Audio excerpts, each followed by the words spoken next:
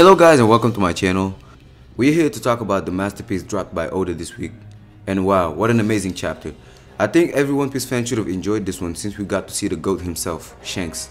In this video, I'll go over a lot of things like the One Piece power system, the future of the Straw Hats, etc. So stay with me till the end to understand everything about it.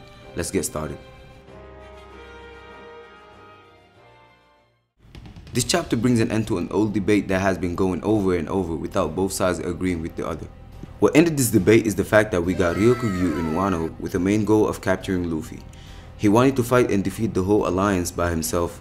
However, by just thinking of the overall strength of the alliance who got a Yonko with them, not even mentioning the rest like Kid, Law, Zoro, Sanji, Yamato, etc. who can actually take him down in a 1v1, it's actually impossible for him to come out victorious. One Piece is incredible, as we can all agree on, since it has been going for 25 years and is still making sense. Everything about it is linked to power. Even to be the freest, you have to be the most powerful. So it's very important to keep in mind that One Piece is all about power, and that it's the most important thing to focus on if you want to understand the show. I'm reminding you of this because we're going to talk about the key factors that put the Yonkos above the Admirals.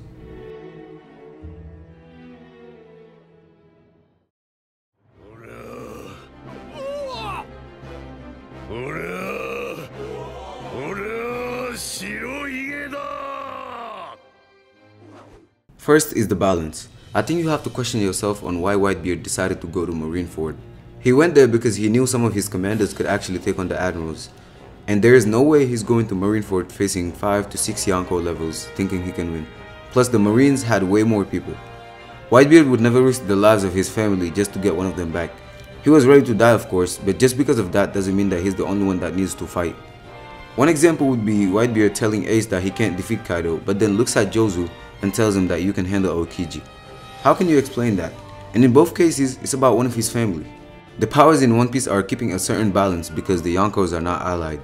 When Big Mom and Kaido was about to form an alliance, the Marines were sweating, Kobe was shocked, and Garp said they would destroy the world.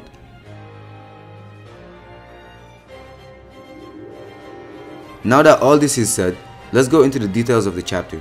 We first see Momo telling Yamabro to not intervene. This is his fight. As we all know, Momo is definitely weaker than Green Bull. However, he gotta at least be able to prove himself as a true shogun, so he can actually defend the country from its enemies. The part that really interests me the most in this chapter is where Green Bull says that if Kaido was still alive, he wouldn't come to Wano. Which means the Marines were never ready to smoke with Kaido, not even talking about Big Mom. So one thing that I really hope to happen in the One Piece story for it to make more sense is actually seeing the SSG being stronger than the Admirals. We also got someone like Orochi saying he's not scared of the Marines because he got Kaido.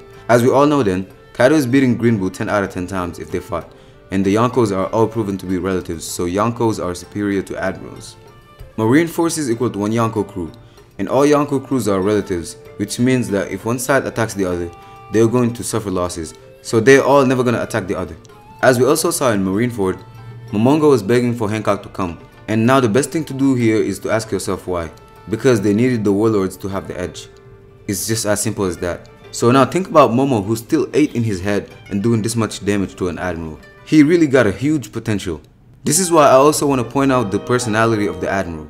He said if Kaido was there, he wouldn't come. But the people who defeated Kaido are still there, and he still want to defeat them. That is just insane.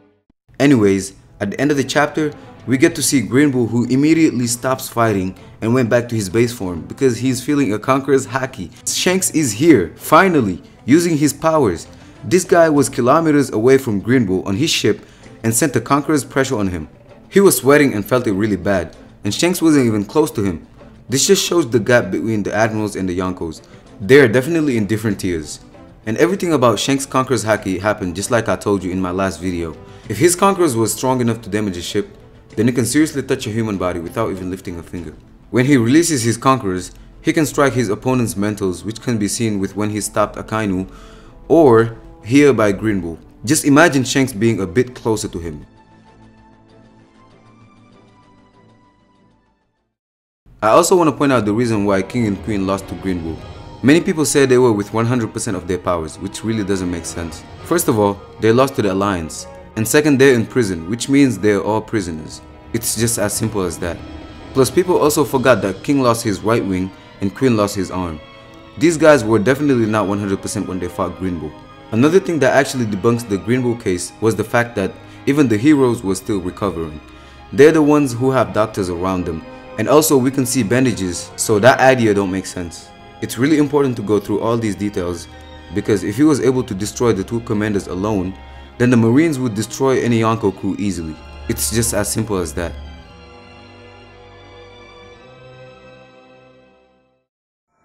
Alright guys, we are going to stop here for now. I hope after viewing this video, you and me could actually see things the same way. The One Piece power system is really complex, and not everyone can share the same opinions, but through discussion, debates, etc., we can all or mostly view it the same way. Tell me your opinions about the Yonko versus Admirals debate in the comments, and please be respectful as usual. If you enjoyed the video, subscribe to my channel and join the crew. Sayonara.